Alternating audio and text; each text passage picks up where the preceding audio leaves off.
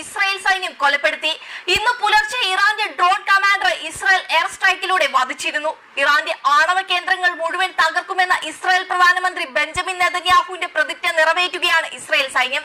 ഇറാനിലെ ഇസ്ഫഹാൻ ആണവ കേന്ദ്രം ഇസ്രായേൽ ബോംബിട്ട് തകർത്തത് ഇറാൻ വൻ തിരിച്ചടിയായി. ആണവ വ്യാപന നിരോധന കരാറിൽ ഒപ്പിടില്ലെന്നും ചർച്ചയില്ലെന്നും വ്യക്തമാക്കിയ ഇറാന് കനത്ത പ്രഹരമാണിപ്പോൾ. ശനിയാഴ്ച പുലർച്ചെയാണ് ഇസ്രായേൽ ഇറാനിലെ ഇസ്ഫഹാൻ ആണവ കേന്ദ്രം ആക്രമിച്ചതെന്ന് ഫാർസ് വാർത്താ ഏജൻസി റിപ്പോർട്ട് ചെയ്തു. അപകടകരമായ ചോർച്ചകളോ അണുവികിരണമോ ഇതുവരെ റിപ്പോർട്ട് ചെയ്തിട്ടില്ല. ഒരു സുരക്ഷാ ഉദ്യോഗസ്ഥനെ ഉദ്ധരിച്ച് ഇസ്ഫഹാൻ സൈറ്റിൽ ഉൾപ്പെടെ നിരവധി ആക്രമണങ്ങൾ ഇസ്രായേൽ നടത്തിയതായി റോയിട്ടേഴ്സും റിപ്പോർട്ട് ചെയ്തിരിക്കുകയാണ്. ശരിക്കും ചെറുത് നൽകി വലുതു വാങ്ങിയിരിക്കുകയാണ് ഇറാൻ എന്ന് പറയേണ്ടി വരും. കഴിഞ്ഞ പുലർച്ചെ ഇസ്രായേലിലേക്ക് തൊടുത്ത 3 മിസൈൽ മാത്രമാണ് ഇറാന് കൃത്യമായി പതിപ്പിക്കാനായത്. അതിലൊന്നാവട്ടെ ഇസ്രായേലിലെ മുസ്ലിം മതക്കാർ ആരാധിക്കുന്ന ഹൈഫ അൽ ജരീന ഗ്രാൻഡ് മോസ്കിൽ ആണ് വീണത്. 17ാം നൂറ്റാണ്ടിൽ പണിത ഈ മോസ്ക്